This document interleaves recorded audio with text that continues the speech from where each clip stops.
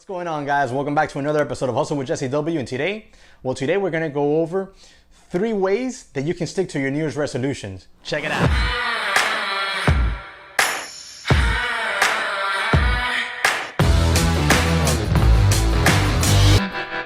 Guys, on average, if you didn't know, the average person quits their New Year's resolution within 66 days of starting it. So from January 1st to 66 days later, the average person has already quit on their New Year's resolution because they forgot about it. They gave up because it was too hard. You know, they decided to just quit on it because of hashtag laziness. Honestly, let's be real here. You know, in this channel, we're real. That's kind of a crappy mentality to have for a person. It really is. And this is the type of mentality that keeps you average or below average. That's the kind of mentality that does that. When you set goals and you give up on them just because they were a little bit hard. It's really that simple. 66 days. 66 days. You have 352 days in the year, and the average person is quitting their goals for the entire year within 66 days. That is completely unacceptable. This is why there's such a discrepancy and a problem in society where people see successful people and they automatically hate on them. They just don't like them. The person hasn't even opened up their mouth and they just don't like them. Why? Because that person doesn't quit and the other quits or doesn't even try because they're afraid of failing. 352 days in the entire year and people are quitting within 66 days. That is horrendous, horrible. There's so much more year left, right? So much more year where you can smash your goals, but you're not because you're quitting within 66 days. That is horrible. So what we're gonna do right now is we're gonna go over 3 steps that can help you not be a part of that average and actually fulfill your goals. But before we do me that quick favor. Smash the like button, subscribe to the channel if you haven't, and comment in the comment section below, what are your goals for 2020? Now, let's jump right on into it. The first thing that we need to do is establish realistic goals. That is the first thing. We need to establish realistic goals. If last year I made $100,000, my goal for this year shouldn't be to make $1 million. Because making an extra $900,000 this year, I don't really see a way I can do that. I really don't.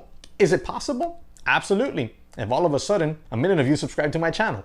But is it realistic? Probably not. Not to say that one day I won't make $1 million in a year. I don't know. Maybe I will. It's to say that this year, 2020, it probably won't happen. The odds are not in my favor, right? However, if last year I made 100 and this year I say I want to make 125, 130, that's realistic. That's obtainable. That's an obtainable goal. Okay, it's within the realm of normalcy for me to have made 100 last year and try to make 125, 130 this year. Doesn't mean I would make it, but it also means that it's an obtainable goal. If last year my goal for the channel was to reach 1,000 subscribers and I made that goal, well then realistically this year I would have a goal of 2,000 subscribers. Last year my goal was 1,000 subscribers. By December 31st, we were at just underneath 40 more subscribers for 3,000. That, my friends, was awesome. And it was all thanks to you. I'm extremely grateful to you guys for subscribing to the channel, for finding value in what I have to say. Now, this year, my goal is to reach 10,000 subscribers. Why? Because right now I'm sitting up over 3,000 subscribers, okay?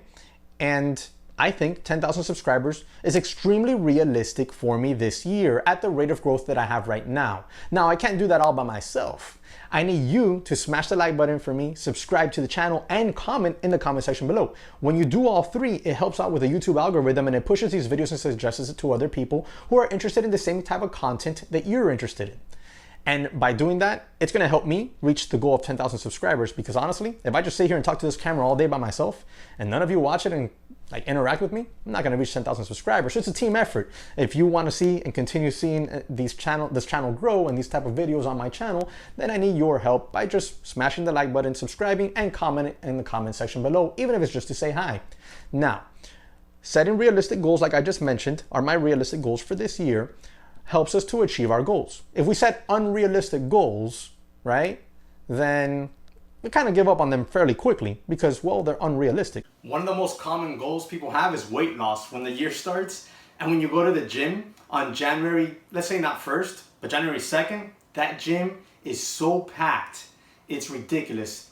See, I don't work out now as much as I used to. I used to work out a lot and I used to go to the gym. Now I have a gym in my garage, like a real one, and I don't use it as much. I'm the first guy to admit it. However, when I used to go to the gym, I will never forget, like December, the gym was a ghost town. Then when January rolled around, that gym was jam-packed.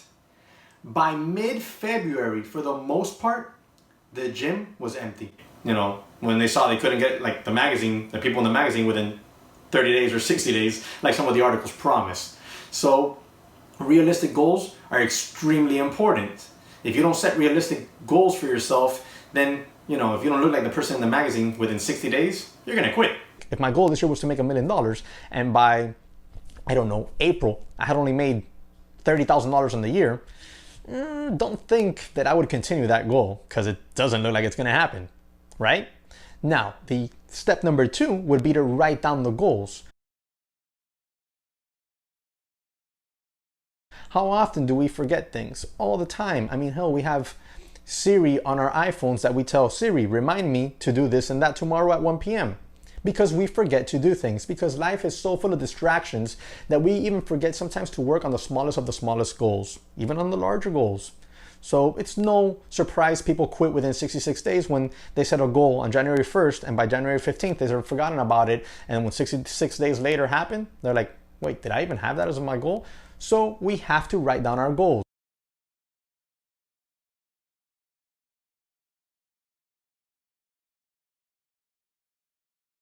If we write down our goals and we put them in places where we see them, a board in our room, a board in our office, on our screensaver on our phone, screensaver on our computers, right? If we write it down and put it in places where we know we're gonna see them on a daily basis, I bet you that we'll hit those goals a lot more effectively because we won't be able to forget and they're always gonna be in our face. And I don't know about you, but I hate having a to-do list that doesn't have some check marks on it.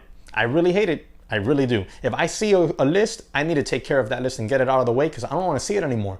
I feel like it's screaming at me. So writing down our goals really helps tremendously. It gives us a visual thing that we can work on in order to continue, pushing towards our goal. Now, the last part of this trifecta of goal achievements is having goals we can measure. I mean, you can set a fictitious goal of whatever, I don't know, make something up. And if you can't measure your way to that goal, it makes it kind of hard to know where you're at and gauge. Thus, that makes it even harder to have like some sort of inspiration to continue after it. You see, if my goal for the year is to make $120,000 and by June I've made 60, I know that I'm 50% there. I know that I got to push myself and I'll have a little extra fire there to make another 60 the last 6 months of the year. Now, if my goal is to make 120 and in June I'm at $40,000, well then, I'm behind my goal. I'm not, like at that pace, I'm not gonna achieve it. Now I know I have to push even harder, right? So I got a little extra spark again, right? That's the point of having goals that you can measure. If by June we are at 5,000 subscribers on this channel, then I know we're half the way, there to 10,000 by December 31st. So I'll know I'll have to push even harder, right? If by June we're at 4,000 subscribers only, well then, I gotta see what's wrong and I gotta fix it, and I gotta fix it in a hurry, otherwise I'm not gonna get to my goal. Your goal has to be measurable. You have to be able to measure it in order to know where you are, gauge it, and know exactly how hard you need to work in order to get to the goal. So those are the 3 things that I would consider extremely important in establishing our goals for the entire year. It's 352 days in the year, guys. There's no reason we should be quitting our New Year's resolution within 66 days. That is completely unacceptable, and we need to do better because we are capable of a whole lot more than we give ourselves credit for. Like, who wants to be average? I don't want to be a part of that average. I want to be above average always and forever. Let me know what your goals are. Drop them in the comment section below for 2020. Smash the like button for me. Subscribe to the channel if you haven't, and I'll catch you on the next one.